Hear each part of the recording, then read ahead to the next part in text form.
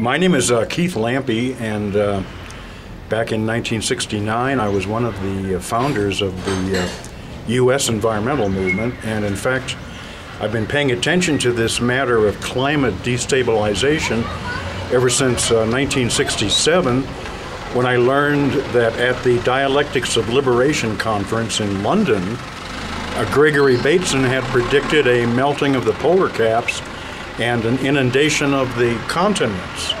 So all these years later, I must say that I was tremendously shocked by the fraudulent UN conference in Copenhagen. It was in fact much worse than anybody has reported, much worse than even the best commentators within the left community or the green community or the liberal or progressive communities.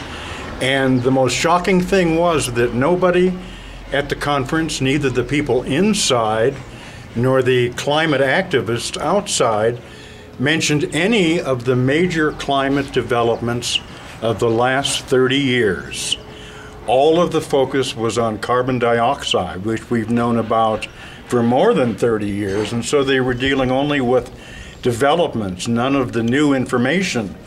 Nobody dealt with the fact that there are now much better replacements for coal and oil and nuclear and gas than merely stuff like solar and wind and tidal. Those modes help somewhat, but the second generation replacements are much, much better for us. I'm thinking of a mode called 0 point, another called cold fusion. Nobody talked about that.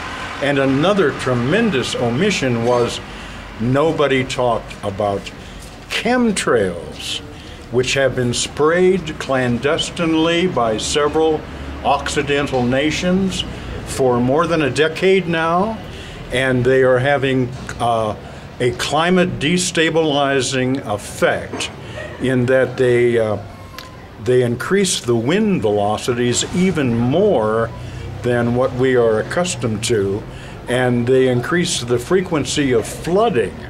Nobody talked about that. Nobody talked about particulate pollution, which is also a very significant thing.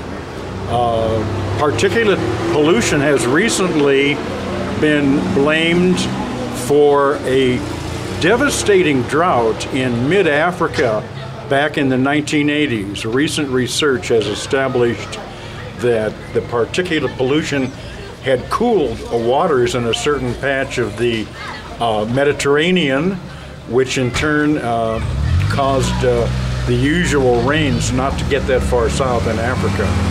So another big omission was nobody talked about other forms of geoengineering besides chemtrails. And nobody talked about weather warfare, which is being practiced now and then, and nobody talked about corporate control of the environmental movement itself. I have watched year after year as the corporations got more and more power within even activist circles. I happen to have been in Washington, D.C. in October of 2007 when 68 people were arrested at a climate action, but the climate action itself did more harm than good, because instead of talking about the best replacements for coal, oil, nuclear, and gas, all they were demanding was an increase in the miles per gallon for petroleum vehicles. They did not mention the fact that petroleum is no longer necessary for vehicles and that we could be using water instead.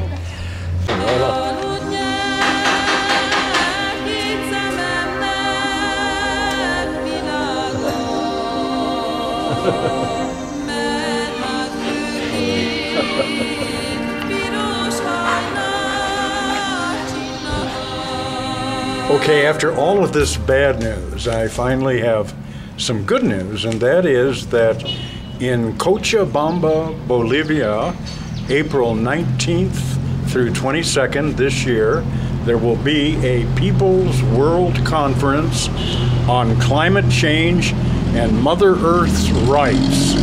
And this will be an opportunity for people to learn about all of the information that was unavailable in Copenhagen, and also it provides indigenous people with by far the strongest voice they've ever had before at a world conference. So it seemed to me that after the Copenhagen conference that we had to somehow get past the limitations of what might be called Occidental civilization, also known as the Western world, or as the Judeo-Christian heritage.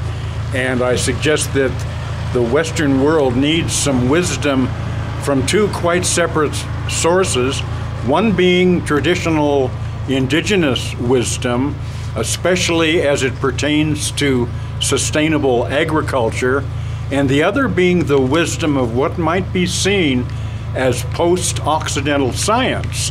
And I'm thinking again of those energy modes that I had mentioned earlier, 0 point and cold fusion. And the conference in Bolivia will be an excellent opportunity to learn about these new energies and also to hear from the indigenous people in terms of what they can suggest as new ways of agriculture in our difficult times where so much of the current agricultural practices are leading us into less and less food.